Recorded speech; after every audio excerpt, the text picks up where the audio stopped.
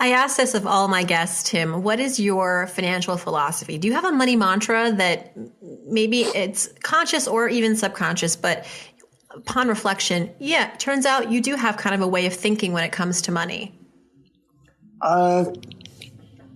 What it could be related to how you spend, invest, or earn. Yeah, I think we all do, whether it's explicit or not, right? So we have sort of conscious philosophies or subconscious philosophies and behaviors. So my conscious beliefs and sort of frameworks around money, finances would be number one, in the purpose of investing is to improve your quality of life. It's the intermediate step is achieving a reasonable or aggressive rate of return.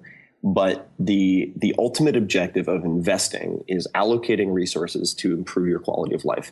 And the reason it's important, for me at least, to define it that way is that not all forms of investing are suitable for all people, in the same way that not all sports are suitable for all people.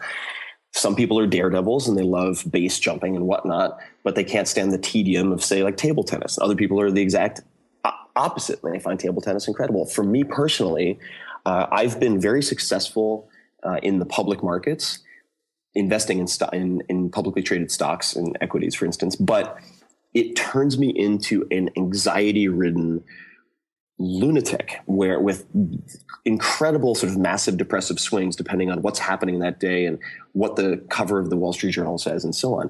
So I've learned for myself that even if I achieve a high rate of return in a publicly traded stock, it is a bad investment. Why? Because it decreases my quality of life. Even though I'm making money, I'm miserable doing so. I'm worse off than when I started. And for that reason, I've found, for instance, angel investing. I've had a lot of success in angel investing with Uber, Evernote, Twitter, Facebook, a lot of startup companies, because it's a binary decision for me where I do my homework, I do a ton of due diligence, I make an investment or I don't, and then I live with that decision until there's an exit or a failure, basically. And because I can't, there's no use to second guessing myself. I have lower stress about these all or nothing binary bets than I do about putting a small amount of money into a stock that I can watch jump around on a daily or weekly basis. So number one is investing. Good investing improves your quality of life. And that's investment of capital. That's investment of time. That's investment of attention, for instance.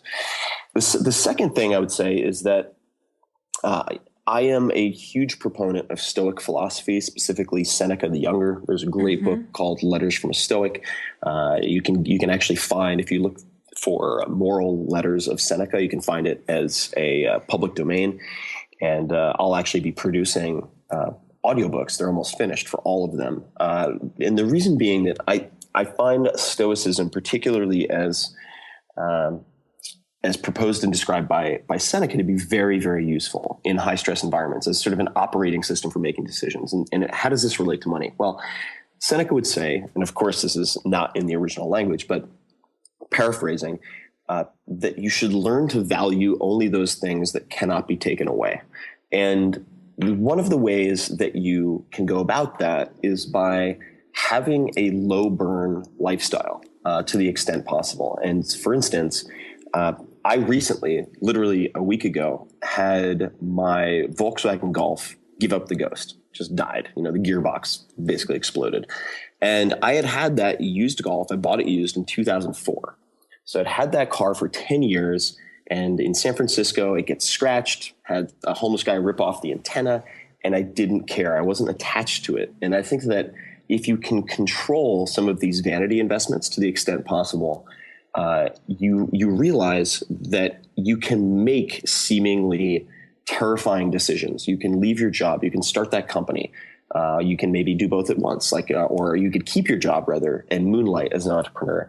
And that the worst case scenario is not that bad. So practicing poverty is also very useful, where you would allocate a few days or a week, say per quarter, per month, where you spend, say, $10 a day or $5 a day on food. It's like, okay, you eat rice and beans and you realize, even if I take the leap, I end that relationship, I start that job, whatever, and I end up having to sustain myself on a fraction of my current income for a period of time, it's not that bad. I can weather that storm. And by rehearsing the worst case scenario, it gives you courage and confidence to try things you would otherwise not try.